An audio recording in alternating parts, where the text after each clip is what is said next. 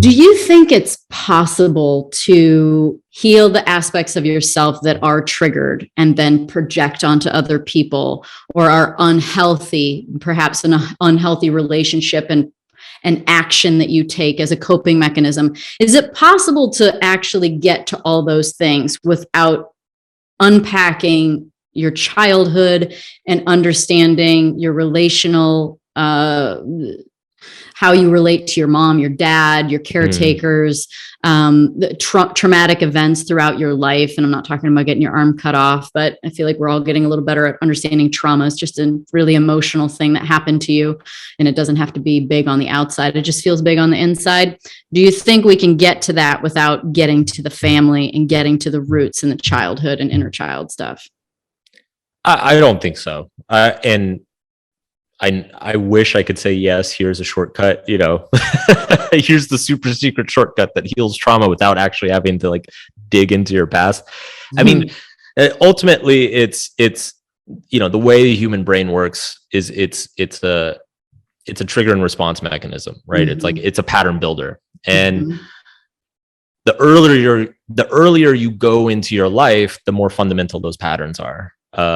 The more they underlie everything else that has come since. And so that's why it's like, if you have dysfunction somewhere in your life, and it could be anything, it could be, struggling with anxiety, it could be relationship problems, it could be imposter syndrome or self-sabotage or, substance addiction, all these things. Like ultimately what that dysfunction is a pattern in your brain that's not healthy. It's not working. And you need to go break that and kind of realign it. And generally speaking, it's, the bigger the dysfunction, the further down the stack of patterns you have to dig to. And it's like, it's funny, the whole like digging into the childhood thing and figuring, mom didn't hug me enough, or dad said this or that. Like, sometimes I do think it gets overrated. I think sometimes people do focus on it a little bit too much. Like, here's the funny thing about it is that if you start kind of wallowing in your past and your childhood and stuff, that can actually become a new form of avoidance for dealing with the present. There's a lot of people who spend so much time digging through their baggage in the past that it's like become kind of a convenient excuse for not dealing with whatever problem they have in the present.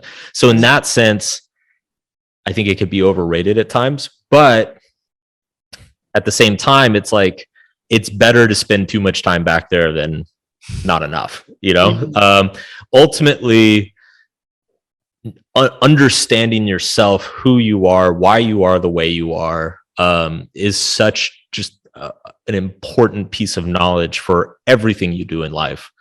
And you really can't figure that out until you go back and spend time with that. Spend time with like how your family environment was, what your neighborhood was like, the shitty things that happened to you as a kid. All those things matter. And, maybe some matter a little bit more than others, or maybe some don't matter as much as you thought they did, or they actually matter a lot more than you thought they did. But ultimately, it's like the value is actually just developing that knowledge base of yourself, becoming kind of an expert on your own patterns and your own scripts and narratives that you have.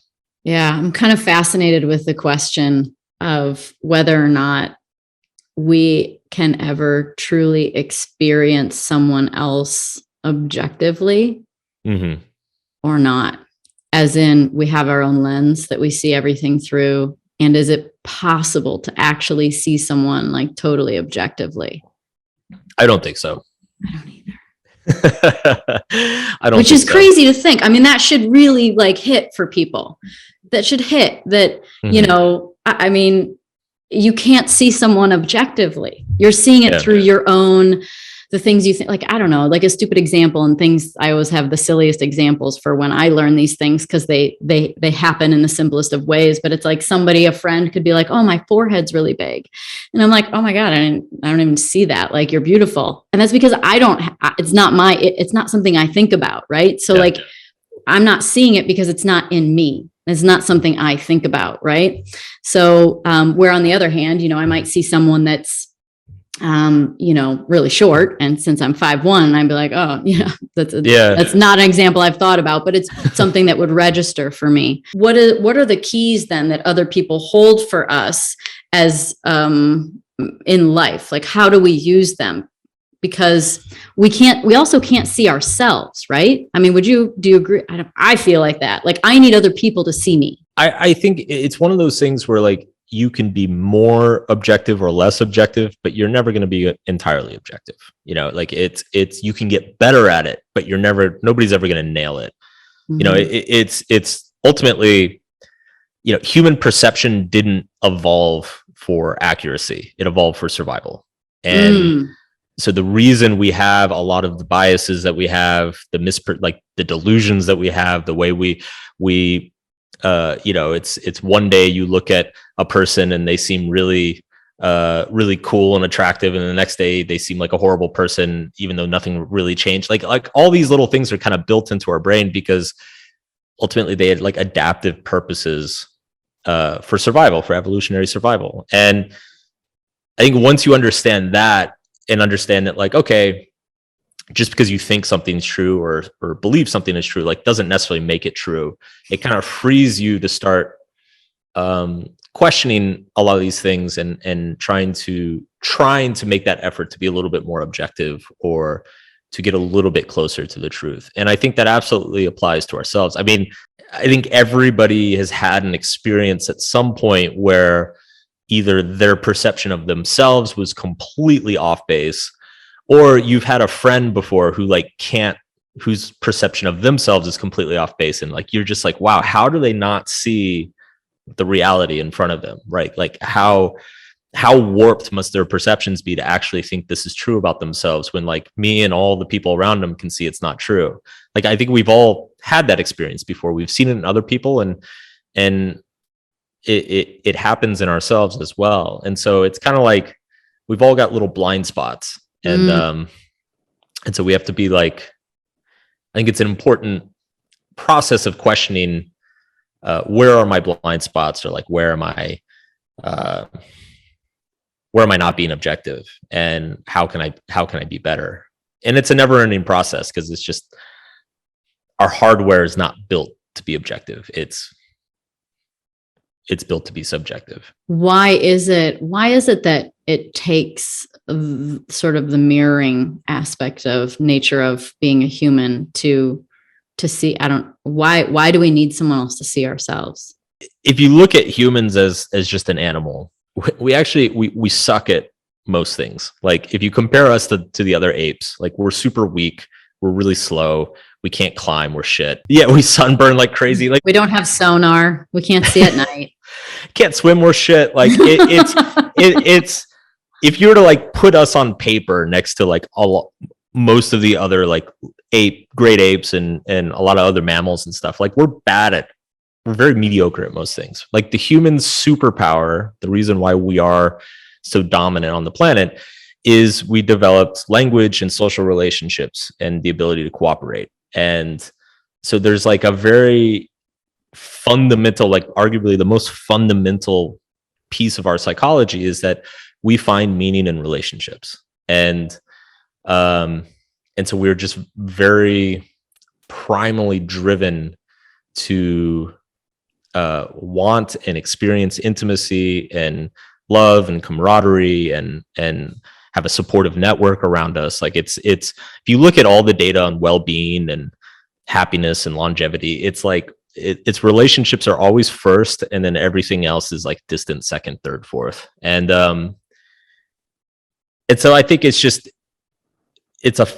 like the most fundamental component of our psychological well-being. And a huge part of that is we're constantly negotiating our sense of identity and our sense of self. Like we're never quite sure who we are. It's like, okay, well, I've written some books, but like, am I really an author, or did I just get lucky a couple of times, or like, does that mean I have to write books again? Or does that mean that's the only thing I am? Or maybe I want to be something else, so there's this constant like discovery process that's happening within ourselves. We like and need for other people around us to kind of validate those discoveries, or to challenge those discoveries, to kind of push back on them, or perhaps even discover things about us for us, things that we can't see in ourselves, they see in us.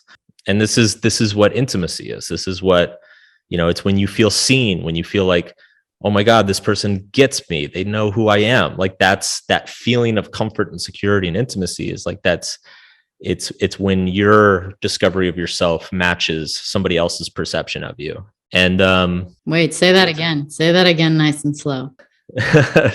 So I mean, this is what intimacy is: when your discovery of yourself or your perception of yourself is matched by somebody who sees you the same way.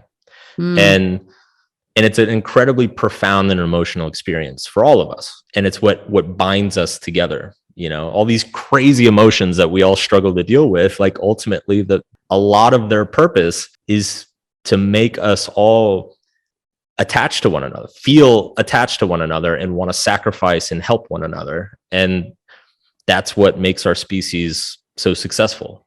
But then I have to ask, why are relationships so hard? This is not an uncommon question for you. I would imagine every single interview you've ever done and every single day that you've struggled, you're like, why is this so hard? I at least ask that to myself every single day. Why are relationships so hard?